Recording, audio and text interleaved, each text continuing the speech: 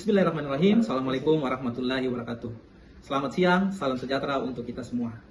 Perkenalkan, nama saya Idris Saputra, SHMH, dosen Fakultas Hukum Universitas Hallo Leo, dengan nomor INIDN 0031078702 dan nomor NUPTK 106376566130 Hari ini saya akan membawakan salah satu syarat daripada sertifikasi dosen tahun 2026, yaitu video micro teaching. Dan mata kuliah yang saya pilih adalah mata kuliah Hukum Persaingan Usaha. Sebagai mata kuliah keahlian saya yaitu di bidang hukum keperdataan. Mata kuliah ini adalah mata kuliah di semester 6 yang diprogram oleh mahasiswa yang telah menempuh hukum perusahaan. Dan di dalam mata kuliah ini nantinya mahasiswa diharapkan mampu memahami tentang bagaimana etika di dalam suatu persaingan usaha, serta segala hal tindakan dan larangan yang tidak dibolehkan di dalam suatu usaha, terutama yang berdasar dan bersumber dari Undang-Undang Nomor 5 Tahun 99 tentang persaingan usaha itu sendiri. Dalam mata kuliah ini juga akan dilengkapi dengan praktek, yaitu praktek persidangan KPPU yang akan dijalankan oleh mahasiswa di pertemuan ke-7 dan 8 sebagai hasil daripada teori dan dilaksanakan melalui praktek persidangan. Dan di dalam mata kuliah ini diharapkan kemampuan mahasiswa baik teori maupun juga praktek mumpuni dan juga mampu memahami dan menganalisis segala hal terutama tentang persaingan usaha itu sendiri. Demikianlah pengantar dari saya. Selamat menyaksikan micro teaching yang akan saya tampilkan. Assalamualaikum warahmatullahi wabarakatuh. Assalamualaikum. Waalaikumsalam warahmatullahi wabarakatuh. Selamat siang. Siang, Pak. Alhamdulillah. Bagaimana kabarnya setelah liburan? Alhamdulillah baik, Pak. Liburannya enak atau cukup menyedihkan di rumah saja? Bosan. Alhamdulillah ya. Kalian sudah sampai juga di semester 6 dan kalian sudah bisa mengambil mata kuliah penjurusan, yaitu Hukum Persaingan Usaha. Nah, artinya kalian sudah makin dekat dengan menyelesaikan studinya kalian menjadi seorang sarjana hukum.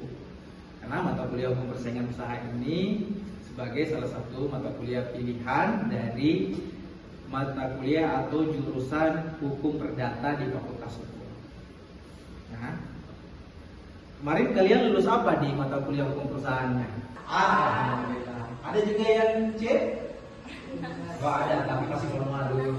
Bagi Bapak, nilai bukan segalanya. Yang paling penting adalah kita menjalani prosesnya, ya kan? Dan juga mampu beradaptasi dan memperbaiki diri.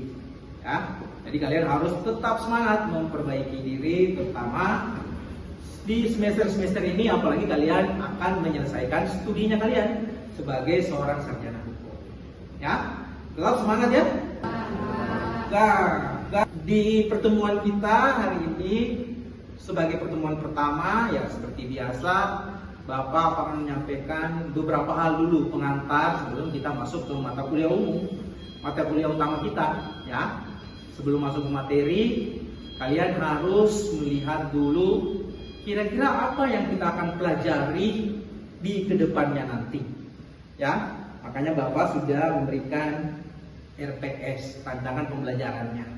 Ya, supaya kalian mudah. Punya handphone semua sekarang kan? Ya, Pak. Coba buka Google-nya sekarang.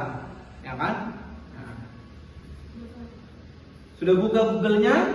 Nah, ambil yang gambar kamera di ujung. Lalu sekarang coba scan barcode-nya. Bisa scan? Bisa, Pak. Nah, RPS-nya itulah nanti yang akan menjadi pembelajaran kita, terutama Bapak di pertemuan pertama hingga di ujian tengah semester di pertemuan ke-8. Ya kan? Jadi nanti rekan-rekan mahasiswa silakan mencari materi-materinya. Karena lebih enak kalau rekan-rekan mahasiswa sudah punya pemahaman dasar lalu digabungkan dengan teori yang ada di dalam kelas, sehingga kita bisa sama-sama saling belajar, ya kan? Mau belajar ya Bapak? Sebentar. Mau semangat juga? Mau. Nah, di RPS-nya juga itu sudah ada kontrak kita selama perkuliahan. Dari semester 1 sampai semester 5 kalian sudah diberikan kontrak perkuliahan. Saya kira kontrak ini sudah kalian pahami ya dalam perkuliahan. Tapi Bapak hanya memasukkan saja ke dalam RPS-nya nanti dan juga kontraknya nanti dibaca ulang lagi. Siapa tahu ada yang lupa. Kemudian untuk nanti materi ya PowerPoint Bapak beserta juga absennya nanti kalian juga bisa masuk melalui SPADA ya, sistem pembelajaran daring kita. Karena di Universitas Saloleo itu menggunakan aplikasi SPADA untuk pembelajaran daringnya. Jadi mendampingi tatap muka ada SPADA dan Bapak sudah menaruh absensi di SPADA-nya itu sendiri dan juga untuk materi di tiap pertemuan. Jadi materinya kalian akan dapatkan juga. Sama juga silakan nanti kalian barcode juga ya. Sudah punya handphone semuanya dan sudah sangat mudah untuk barcode-nya. Ya. Jadi jangan lupa tadi materi RPS-nya nanti dilihat di barcode dan juga masuk ke SPADA-nya untuk melihat materi per hariannya, per pertemuannya. Termasuk absensi kita ya. Nanti kita absensi di situ. Nah, sebelum kita masuk ke teori yang cukup berat, Bapak mau memberikan kalian satu lagi motivasi semangat. Ya, seorang calon sarjana hukum itu selalu harus thinking critical atau dia harus berpikir kritis. Ya, kenapa? Karena menjadi seorang sarjana hukum dia harus mampu menganalisis, ya kan, melihat segala hal baru mengambil suatu keputusan.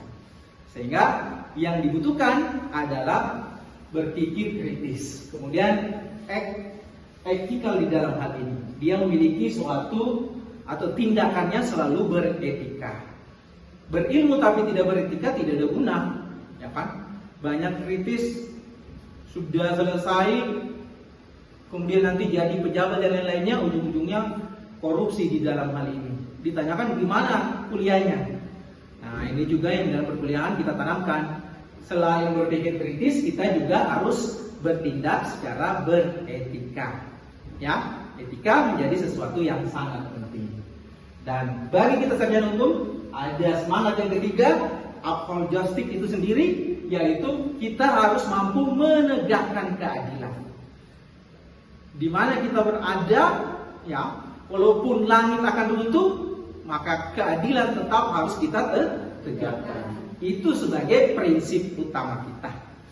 Intinya semangat di dalam berpikir kritis, semangat di dalam melakukan suatu tindakan yang beretika, dan semangat di dalam menegakkan keadilan.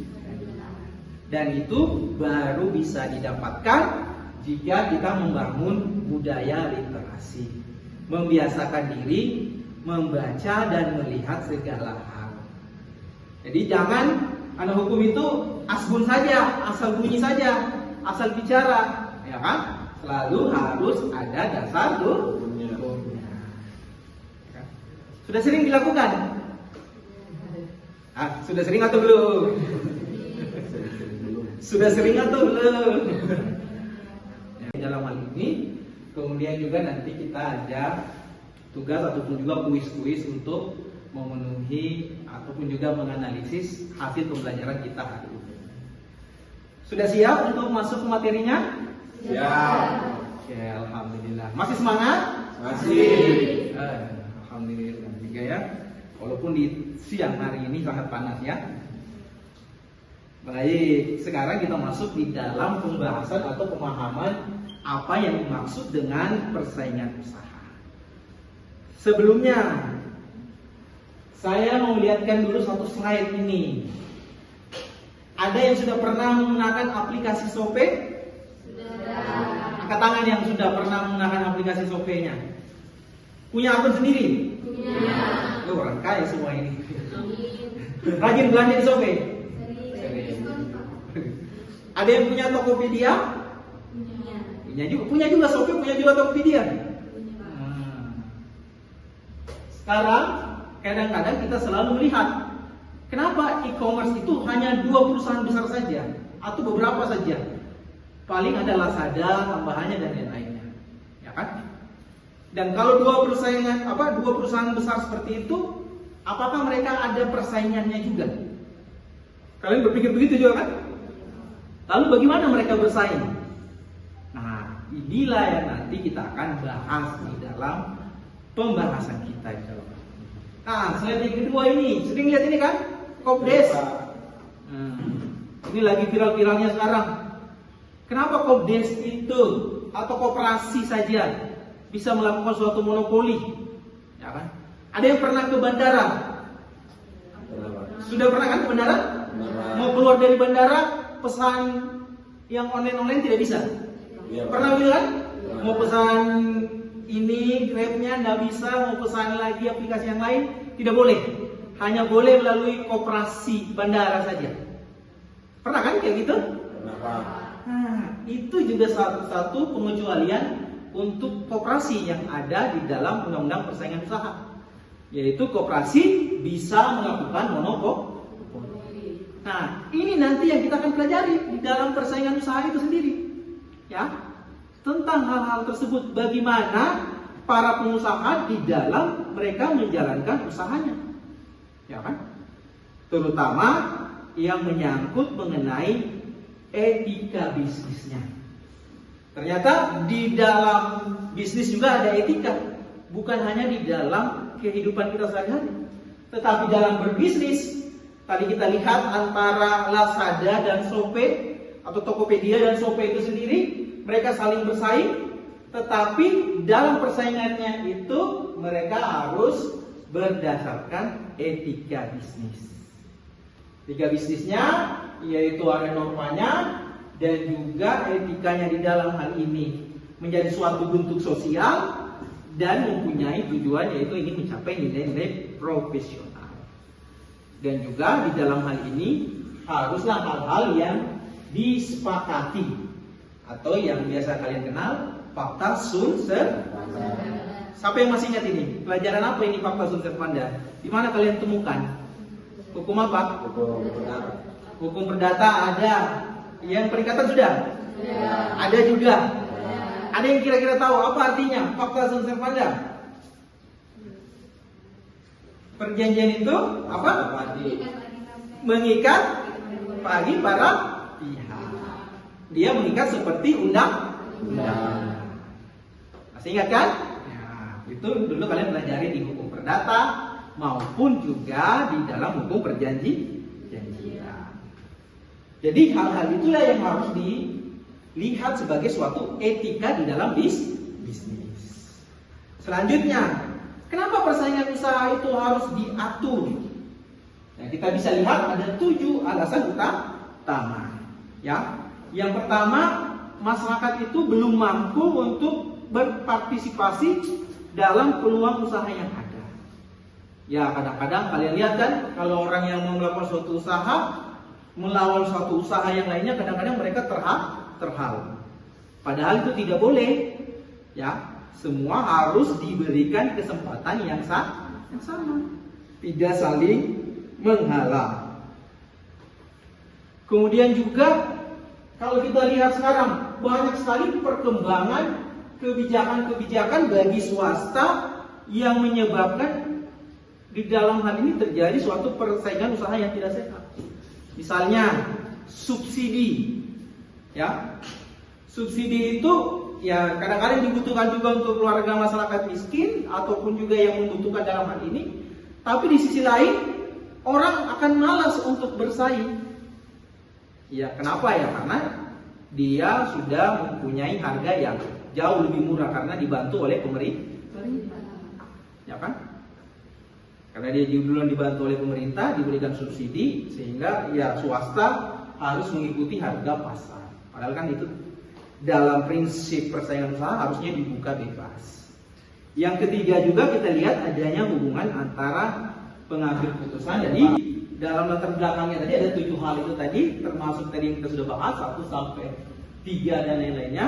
Ya, nanti di 4, 5, 6, 7 kalian lihat hal tersebut menjadi bagian kenapa persaingan usaha itu harus diatur. Terutama misalnya untuk menjaga daya saing itu sendiri, supaya daya saing di dalam negeri tetap terbuka, maka semua harus bisa melakukan atau ikut di dalam pasar sendiri, ya. Sehingga dia menjadi sesuatu yang sangat penting persaingan usaha itu.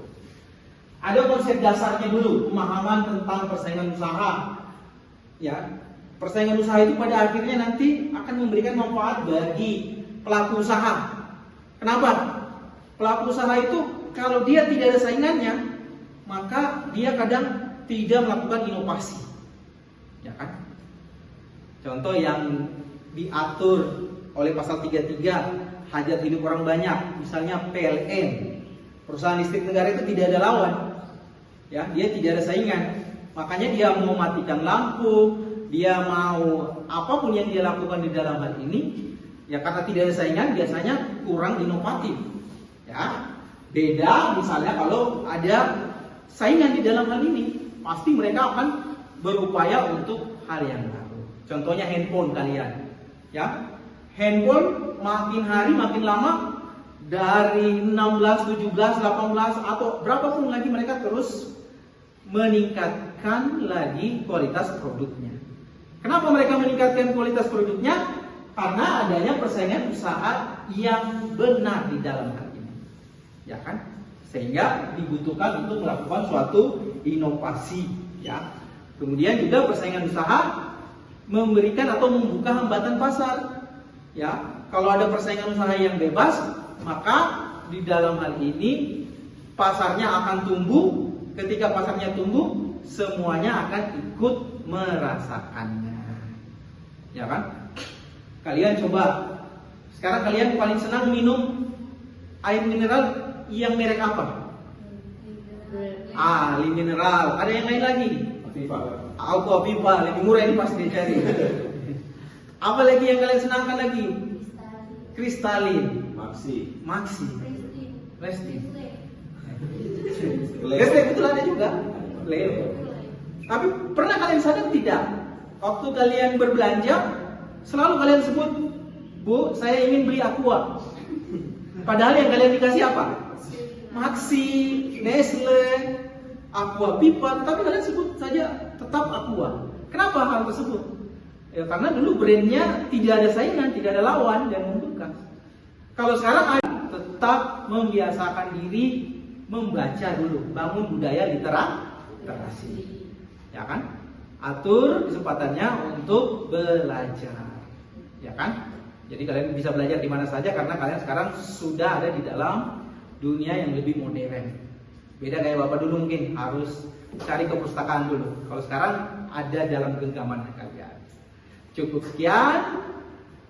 Mudah-mudahan kita diberi kesehatan untuk bertemu di pertemuan selanjutnya. Assalamualaikum warahmatullahi wabarakatuh. Waalaikumsalam warahmatullahi wabarakatuh. Demikianlah video rekaman proses pembelajaran pada mata kuliah Hukum Persaingan Usaha dalam Fakultas Hukum Universitas Hallo Leo.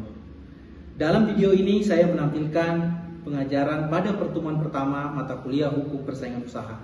Di dalam pembahasannya membahas menyangkut mengenai konsep dasar tentang persaingan usaha itu sendiri dan bagaimana persaingan usaha itu berada di sekitar kita dan bagaimana mahasiswa mampu menganalisis setiap persaingan usaha yang ada dan mampu juga melihat etika bisnis yang akan ada di dalam masyarakat itu sendiri.